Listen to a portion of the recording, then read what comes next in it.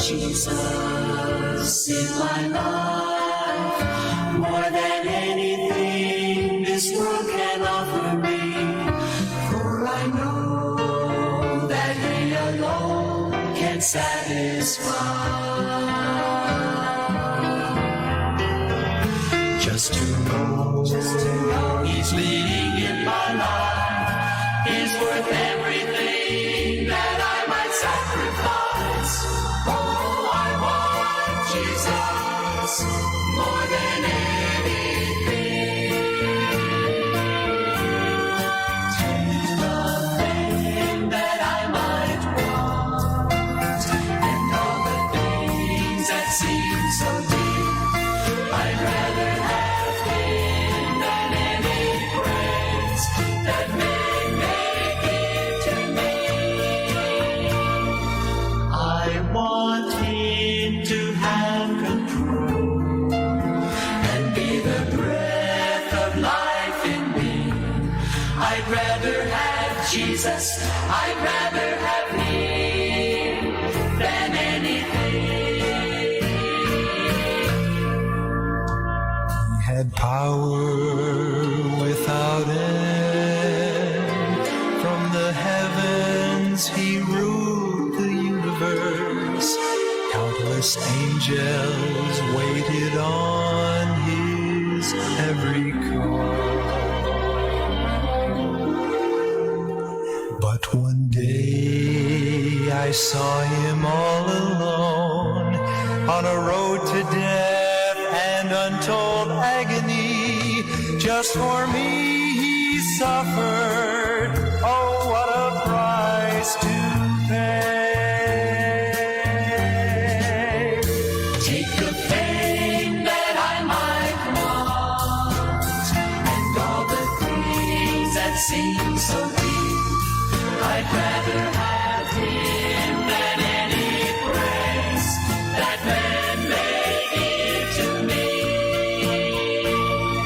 I want Him to have control and be the breath of life in me. I'd rather have Jesus, I'd rather have Him than anything. As I go on through life with Him, there can be no other way. I want Jesus, I want Jesus. Oh, I want Jesus more than anything.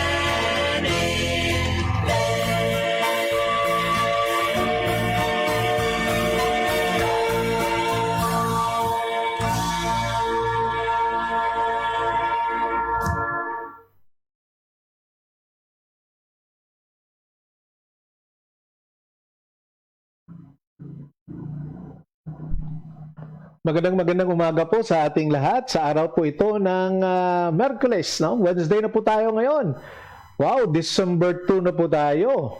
Isang araw na po ang nabawas sa month of December.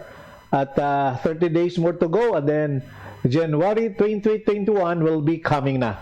So magandang umaga po. Ito pong ating online morning devotion, Insight from His Word. Ito po yung kaibigan, Pastor Ray Sarsuela Chespan ng Northside Baptist Church dito po sa siyudad ng Davao City. Mainit na po ngayon ang umagang ito dito sa Davao, pero kagabi, wow, ang lakas ng ulan. Talagang bumaha doon sa harapan namin, no, sa aming church. Talagang bumaha na ang kalsada kahapon. So good morning po sa ating mga viewers for today. Good morning to Ma'am Jocelyn Magayon, na imbag na bigat niya. Bakit? Kumusta ngay? And also to Pastor Randy Ritisa, good morning din po sa inyo diyan sa may Tibonggo. God bless you. And also to Pastor Sam Ormeo diyan po sa US. Pastor, may agagid sa inyo dara, ang Ginoo magpakamaayo sa inyo. And also to Shoal Inventor Berlio, good morning din po sa inyo. Taga saan si Shoal Inventor Berlio, no? And then si Ma'am Josie Cabalan Nala, Maayong buntag dira sa inyo sa Tagum City. God bless you. And also to my ihado, Pastor Brian Cansancio. Maayong buntag dira sa imo, ihado. And then to, wow, namimiss ko ito, Pastor Jonathan Lobiano. Pastor, may buntag dira sa imo sa Panabo City. Kumusta ka, Pastor? And also okay, no? So, nagpapasalamat po tayo sa umagang ito, no? At talagang ang ating pagpasalamat sa Panginoon. Katatapos lang ng Thanksgiving Sunday ng mga churches nung nakaraang linggo. Sana po tuloy-tuloy na po ang ating pagpasalamat sa Panginoon. Huwag nating kaligtaan po yun. Kasi hindi naman November lang ang Thanksgiving. It should be a daily habit of thanking God for what He has done to us. Not for what you have done to God. Kasi wala tayong mabuting nagawa sa Panginoon kung iisipin natin. But when we talk about thanksgiving, it is because of God. So, whatever achievements that you have done in your life, that is because of God. And whatever failures, kapalpakan na nangyari sa buhay natin, that is because of us. Only the grace and the mercies of God na pwede nating magagamit, di ba? And also to Brother Julius Indoyon, diyan po sa Lingig. Good morning po sa inyo diyan sa Lingig, Davao sa Surigao del Sur. And to Ma'am Jenky, and also to the people there, the brethren in Lingig Fundamental Baptist Church, at ang sa kanilang pastor, no? Pastor Raul Banilla, maayong buntag diya sa inyo. Oh, from Manila pala. Okay, thank you Shol for watching and praying that God will bless you too and to your family. And to manang Ma'am Cathy Cabugwa Silis, good morning din po sa inyo dyan from Davao City. I know na gabi maybe dyan sa US, no, kay Pastor Ormio din po. And also to Tifay, no, to Neil Grace Amar, maayong buntag dira sa imo pay, sa imong trabaho. Ingat-ingat kayo dyan. And we congratulate Bibasanay, the Baptist Bible Seminary and Institute, dun po sa Taytikling Rizal. They're celebrating the foundation. Now, sa ngayon, I think that is a one-week celebration. At ang Bibasanay ay sister school po ng Daong Baptist Bible Institute naman po sa Iloilo City. Yan, magkakapatid po yan. Isa po ang nag-start niyan, no, si Dr. Rafael Thomas. So, nagpapasalamat tayo sa ating mga Bible schools na talagang nagproduce ng mga totoong mga alagad ng Diyos. No?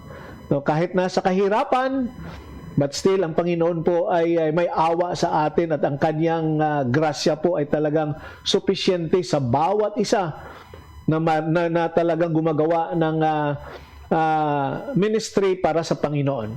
And also, good morning to Brother Nelson Raffles dyan po sa Tagum City. And bro, may buntag yun sa imo din na. And also, I would like to ang aking ihado na nasa hospital ngayon, no, si Don Berdos. Don, magpagaling ka, okay? Ang Ginoo ang ato masaligan ng tubing, salig lang kita sa Ginoo. And also to Rose Imet diyan po sa Balancia, just keep on, no? Sabi ko nga sa iyo kanina, we could not control others what they're going to talk against you or anong mga action na ginagawa nila laban sa iyo, but you can have control of your reaction. Ipatubayan mo yan sa Panginoon, what David said, I will not do something against my enemies, whether they hate me or they want to kill me, as long na okay ako sa Panginoon, ang Diyos na po ang bahala sa kanila. But that is a gesture of a true Christian, di ba? Huwag nating ilagay sa ating mga kamay. Kasi minsan, yan ang naano natin, no? ang sinful nature ng tao. Pag sinasaktan ka, talagang gaganti ka rin na mas sobra pa sa ginawa sa'yo. Tayong mga anak ng Diyos, hindi po ganoon ang ating dapat attitude, no? Kasi sabi nga ng Scripture, vengeance is mine, saith the Lord. At ang ano pa natin, the battle, no, belongs to the Lord. Hindi po sa atin yan. So, good morning po sa inyo muli dyan. So, kung saang sulok ka man ng mundo, magandang umaga po sa inyong lahat, no? At sana po mag-i-enjoy po tayo ng ating umagang ito, no? December 2 na. At birthday ng classmate ko rin sa daw, no, si Pastor Lucica. Brad, Pastor, may aga dara sa imo sa Gimaras, kag happy birthday man sa imo dira. At actually today is also month birthday ng aking apo na si Nice. 8 months na po siya ngayon. Okay? At ang dedication niya, that will be on Friday. At Pastor Tan ng Chinese Bob ang mag-officiate ng dedication niya. Yan po ang gusto ng mga parents. Huwag natin yang kontrahin pa. Okay. So I love my children, I love my apo, and all the people of Northside Baptist Church. Magandang umaga po sa inyo. Okay? Kung mayroon po kayong mga prayer request, kindly write it there, and then pagprihan po natin yan mamaya. Okay? Babasahin ko po sa inyo ang ating meditation sa umagang ito. Sa Psalm 65 na po tayo. Wow! Parang kailan lang natin nasimulaan ang Psalms 1, nasa Psalm 65 na po tayo. Ang Davao City po ay GCQ na po GCQ po kami hanggang 31st ng buwan na ito. Basahin ko po sa inyo ang talatang ito sa Psalm 65. Ito pong Psalms na ito ay sinulat po ito ni Haring David. What a mighty praise, O God, belongs to you in Zion. We will fulfill our vows to you. For you answer our prayers. All of us must come to you. Though we are overwhelmed by our sins, you forgive them all. What joy for those who choose to bring near. Those who live in your holy courts. What festivities await us inside your holy temple. You faithfully answer our prayers with awesome deeds, O God our Savior.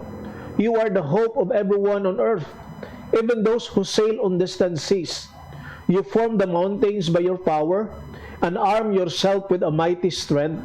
You quieted the raging oceans with their pounding waves and silent the shouting of the nations. Those who live at the ends of the earth stand in awe of your wonders. From where the sun rises to where it sets, you inspire a shout of joy. You take good care of the earth and water it, making it rich and fertile. The river of God has plenty of water. It provides a bountiful harvest of grain.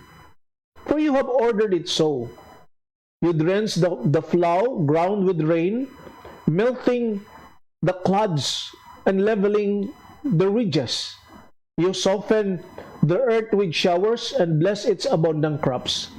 You crown the year with a bountiful harvest. Even the hard pathways overflow with abundance. The grasslands of the wilderness become lush pastures. And the hillsides blossom with joy. And then verse 13 po, the meadows are clothed with flocks of sheep, and the valley are carpeted with grain. They all shout and sing for joy. May the good Lord bless the reading of His Scripture. Mag-pray muna po tayo. Panginoon, sa umagang ito, nagpapasalamat po kami sa bagong oportunidad, the sunrise, at napapasalamat kami, Panginoon, na meron pang hangin na lumalabas sa aming mga ilong. Thank you for another life of opportunities. Salamat, Panginoon, sa iyong mga pagsagot sa aming mga dasal. At salamat din, Panginoon, na nandyan ka palagi. Tinutulungan mo kami, Lord. Salamat. Indeed, your grace and mercy is true. Thou art faithful to your promises, and your word is true. It is pure. Diyan po kami kumukuha ng aming lakas sa iyong mga salita, Panginoon. Lord, we want that our relationship with you will be more stronger, and our faith, talagang palakasin namin pa sa iyo, Panginoon. At salamat po sa aming mga kapatid na nagpapatuloy po na nakikinig sa live, sa online na morning devotion po namin every morning. Salamat, Lord. Indeed, your grace be upon them. Your blessing be upon them, because that is what you promised to us.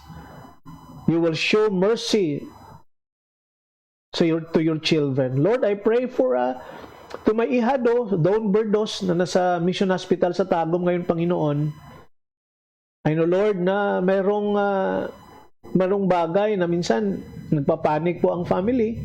But I pray, Lord, na give them peace so that they could rest. I pray for being the wife, ang kanilang anak. I provide po ang kanilang mga pangailangan, Panginoon. I also praying, Lord, for Rose Imit doon po sa Valencia. May mga pag-struggle po, may mga struggle po siya sa Panginoon sa relationship ng kanyang mga in-laws. But I pray, Lord, na gabayan mo po siya. At ibigay niya po lahat sa iyo ang burden na yan para makapaghinga naman po siya. I pray also, Lord, for Brother Victor C. sa Manila, Panginoon. I pray, Lord, for total healing sa kanya. And also to his wife, si Mother Joy. Always be with them, Lord, ang kanilang business din po. I pray for my maninoy, Felix Oxinya, Panginoon, sa Calaca, Batangas. Lord, give them good health and take good care of them with my maninoy Luz. I pray also, Lord, for their works and ang kanilang business binigay mo po sa kanila. Their children and grandchildren also. O Lord, be with them. I pray also for Brother Tutong Delcano, ang kanyang plano, Lord, na bumalik sa trabaho by next year sa January. Ibigay sa kanya ang go signal, Panginoon, and then with his family. At kanyang kapatid, Panginoon, na may cancer, piniprihan din po namin. At tulungan mo sila, Panginoon. I pray, Lord, for Pastor Garobilio, Panginoon, ng Salvation Baptist Church sa Guimaras. Nag-recover sa ngayon, Panginoon, na total healing sa kanyang nakaraang operation. I pray also, Lord, for the Magayon family sa Panabo City. O Lord, be with them. Induyon family sa Lingig, Brother Julius and Sister Jinky and their children, yung malayo sa kanya, isang anak niya po na nasa Butuan na nagtatrabaho bilang nurse. I pray for Lingig Woodville Baptist Church, Lord, Pastor Raul Banilla, mga plano nila sa buhay, Panginoon. At bigyan mo rin sila po ng pag-alis ni Pastor Raul na somebody will take care of the work there in Lingig. I pray also, Lord, for Mangagoy for the Baptist Church, Pastor Kerwin Espero and his family, and all the brethren there, Pastor Rina Nacosta, O Lord, be with them. At lahat ng mga pastor, I pray, Lord, for Emmanuel Baptist Church sa Tagum, with Pastor NBC sa Rapols, Panginoon. Ingatan mo sila. Brother Nelson Rapols, I also praying for him, Lord, na kanilang ari-arian, na kanilang ginagawa sa araw-araw. And also to my ihado, Brian Cansancio, Panginoon, doon po sa Rosario, sa Agusan, Panginoon. Si ihada rin sa kanyang, naghihintay sa kanyang pag-deliver ng kanilang first baby, Panginoon. O Lord, ingatan mo po ang baby, ingatan mo rin po si Rinrin. At I know that they are excited to see their baby at ang mga pangailangan din nila, Panginoon. So thank you so much, Lord, sa mga nanood na nakikinig ngayon.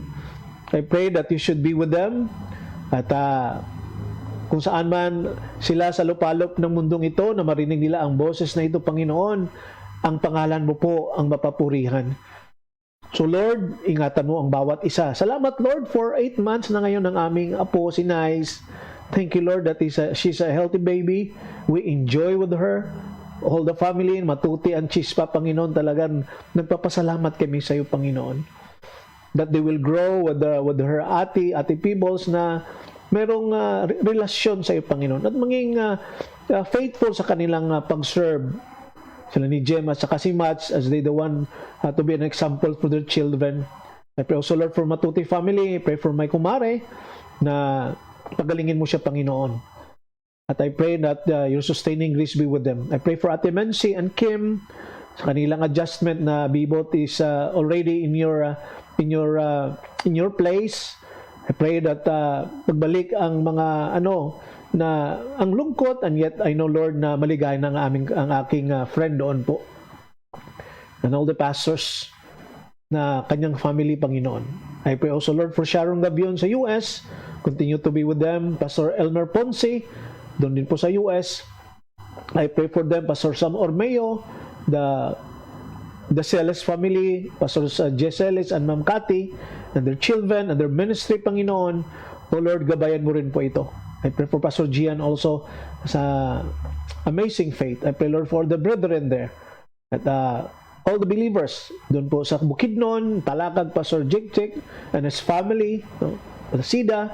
And I pray, Lord, for Pastor Tutong Paril, Panginoon, sa Sinabuagan. I pray, Lord, for the members of Northside Baptist Church. Bisitahan mo sila, Panginoon. I pray, Lord, for our text this morning sa Psalm 65. Lord, give us wisdom na maintindihan namin ang salita mo. So Lord, ingatan mo kami. My wife, she's now teaching online. And also to my second child, si Casey, waiting for the appointment ng kanyang job description, Panginoon, sa DepEd. And also to my adding Karen sa kanyang pag-aaral online bilang isang first year medicine student, Panginoon. So ingatan mo sila, Lord. Heritage Baptist Church, Pastor Fernandez and his family, Pastor Eric Melendez, Ma'am Rose, and all the believers there. Oh Lord, be with them. So Lord, again, thank you so much. Pastor Retisa and his family, Magadan family, Lord, be with them. Ingatan mo, Lord, sila, lahat-lahat. In Jesus' name we pray. Amen. Okay, to Brother Jed, no? Good morning po sa inyo dyan. To Ma'am Roslyn Bagay dyan po sa Magsaysay. Magandang umaga po sa inyo dyan. And also to Pastor Joshua Azuela. Good morning. And to Ma'am, to Ate Jo, no? Ate Delia Pimentel, si Manang Jaret, no? And all the faculty and staff po dyan sa DMI, no? So God bless you there. Okay, tuloy-tuloy na po tayo sa ating meditation sa umagang ito. At praying na ang Panginoon po ay sasamahan niya po tayo. Okay? So, Psalm 65 binasa natin kanina doon. Basahin ko ito sa King James Version ang verse 1. Sabi po diyan, praise is awaiting you, O God, in Zion, and to you the vow shall be performed. Okay? You know what? David was a great soldier. Tingnan natin, isa siyang matapang na sundalo. Kaya maalala nyo pa na every time na galing sila sa kanilang galing sila sa giyera, di ba? Ang mga tao ay kumakanta, no? Kaya nga doon nga nagagalit si King Saul, no? Kasi kino-compare nila. Pero talagang namang matatapang si David. Talagang isa siyang sundalo na talagang umaasa siya sa Diyos. Kaya ganun siya ka-victorious. But you know what? Not only that David is a great soldier, but he also was a great singer. Can you remember that? And a great saint. So in spite of difficulties and problems and even dangers, he was able to praise the Lord. Yan ang magandang gesture ng isang anak ng Diyos. Di ba? Na kahit man ano ang pagsubok na dumadating sa buhay natin, ano man ang mga crisis na dumadating sa buhay natin, di natin makaligtaan at hindi tayo humihinto sa pagpapuri sa Diyos. Why? Because sa mga crisis na yan, sa mga trial, sa mga pagsubok na yan, papatunayan ang ating what? Ang ating panampalataya at ang ating pag-trust sa Panginoon. Good morning to Grace Notarte. Diyan po sa Bindoy, Negros Oriental, and also to Brother Ferdinand and to the Notarte family, mayong buntag diya sa inyo. And he continues doing that. Okay? Sabi nga sa verse 2, O you who hear prayer, to you all flesh will come. Sabi niya. You know what? Some people only pray. May mga tao talaga na nagdadasal naman sila. They don't really praise, and yet praise and prayer belong together. Hindi mo pwede pong i-separate yung prayer sa ang praise. Kasi magkasama po sila yan. And to Pastor Lamputi dira sa San Carlos City sa Negros Occidental, good morning sa iyo, Pastor. God bless you. Okay? So people only pray but they don't praise the Lord. What an ungrateful character it is. Humingi ka lang ng tulong sa Diyos, pero ang pagpasalamat, ang pagpapuri sa Panginoon, hindi natin nagagawa. Diba? So we miss those. So prayer means coming to God and telling Him your needs, di ba? The burden. Kaya pupunta tayo sa Diyos. Kaya sabi ni David, all flesh will come. So anyone who knows the Lord can pray anywhere in the world at any time. All the world can come to God. Walang pili po yun ang Diyos. Wala siyang pabor-pabor. And all the world can pray.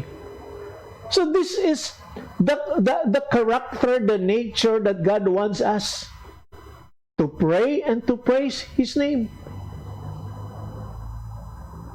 The more we pray, the more answers we have to praise the Lord for. Di ba? So kung talagang habit na natin po ang pagdasal, marami kang pasalamatan sa Diyos. Sa panahon na mag-testimony nga tayo minsan ang bagal mag-response ng tao sa pagpasalamat. Di ba? Magtanong ang leader, sino magpasalamat sa Diyos? Testimony dyan. Wow! Walang umiimik. But sometimes we can't pray because sin is in the way. This is why David says, iniquities prevail against me as for our transgression. Yan ang sabi ni David po dyan. You will provide atonement for them. According to verse number 3.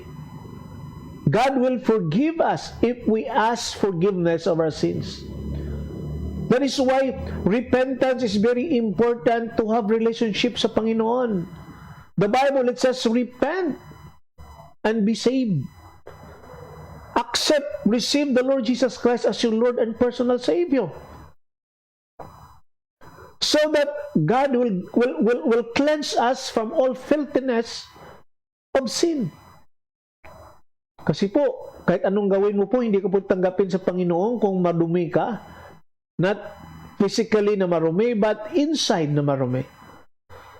Our heart was been destroyed because of the sin that Adam and Eve committed at the Garden of Eden. Kaya po, lumapit tayo sa Panginoon. We should acknowledge and we should realize that He's the only God that can forgive sin. No one could forgive you, even myself as a pastor. Ang Diyos po ang mayroong kapangyarihan at may authority sa pagpatawad at magsabi na tanggap ka na, anak na kita. Diba? The more we praise the Lord, the more we see how needy and dirty we are. Yes, that's right. The more na pinapurihan natin ng Panginoon, the more na makikita natin ang ating sarili that kailangan natin ang kaligtasan. Kailangan natin ng Savior sa buhay natin because we are dirty. Marumi tayo sa harapan ng Diyos.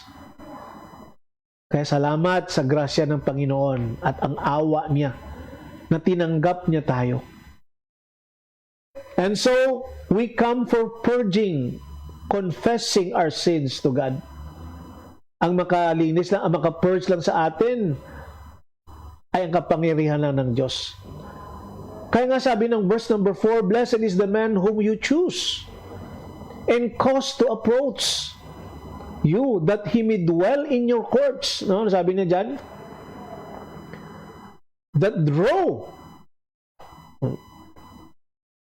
we shall be satisfied with the goodness of your house, of your holy temple. Okay? So that's the experience God wants us to have. Yan ang gusto ng Diyos na ma-experiencehan natin.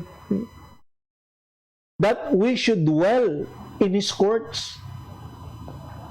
At maging satisfied na po tayo with the goodness of your house. Yan ang sabi ni David. Okay? So isang bagay po na makita natin dito. To approach Him, to dwell with Him, to satisfied with Him. At paano natin ito gagawin? By prayer, praise, and purgings of sins.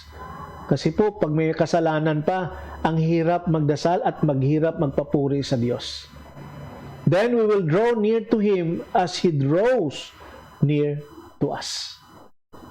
You know what? Do you have a close relationship with God? You can draw near to Him, nearer to Him. confess any sins you may be harboring as of now, na tinatago-tago natin. Then praise Him and come to Him in prayer. Wow, hallelujah. At nagpapasalamat po tayo sa umagang ito, no? Ang ganda talaga ng salita ng Diyos. It could soften. It makes our inner relax because we are focusing on God. We want to follow Him as our Lord and Savior. At sana po, maintindihan natin ang mga bagay na yan, no? Because we all know that only the Lord Jesus Christ could save us from the wrath of sin, di ba? So yan lang po ang makikita natin. Kaya muli, salamat po sa inyong sinamahan niyo po ako na isang maikling panahon, no? 31 minutes na po ang ating na consume sa umagang ito. At muli po, kita-kita tayo bukas, no? At kung na-bless ka sa meditation natin sa umagang ito, why not share this sa iyong Facebook so that others will be blessed too. Di ba? At if you want to, ulit-ulitin mo po ito, buksan mo lang po ang ating YouTube channel, hanapin mo po yung pangalan ko doon at subscribe ka at pakinggan mo ang ating series of meditation po mula sa Psalms 1 at ngayon po nasa Psalms 65 na po tayo.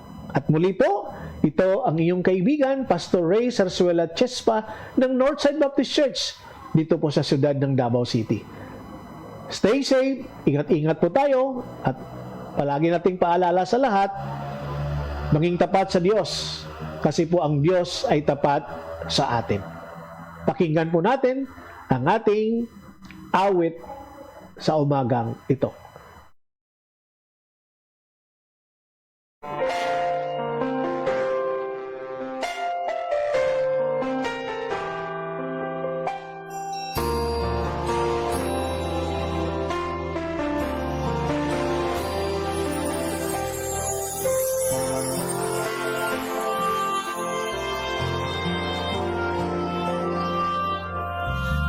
Have faced the mountains of desperation.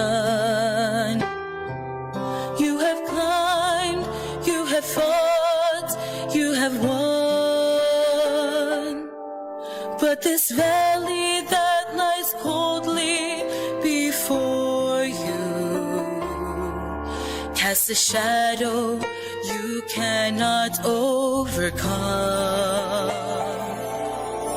Just when you thought you had it all together,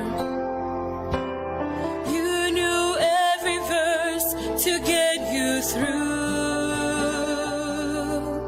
But this time all the sorrow broke more than just your heart, and reciting all those verses just won't do. When answers aren't enough, there is Jesus. He is more than just an answer to your prayer. And your heart will find a safe and peaceful refuge. When answers aren't enough, He is there.